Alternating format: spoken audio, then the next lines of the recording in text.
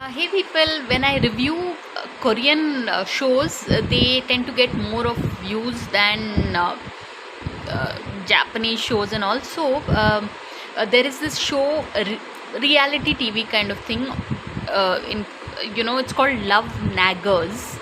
It's a Korean reality TV, you could say, where actually it's a panel of five people, three women and two men, who kind of analyze these messages that have been sent, like in terms of between couples, to kind of arrive at the conclusion of who is right and who is wrong. I mean, to even come up with a concept like this is so unique, right? I mean, at least I found it very unique.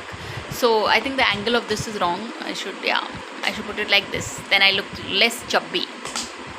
The thing is, that's what Love Naggers. Since the show is in Korean, we can only watch the subtitles and kind of understand it. But it will show you how, they say the Korean people are the most sensitive in terms of understanding others and all.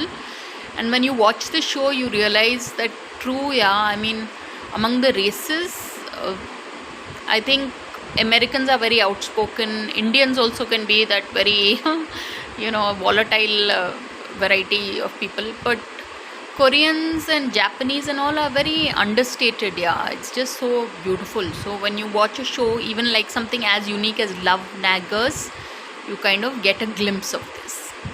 So on that note, thanks for watching and please subscribe.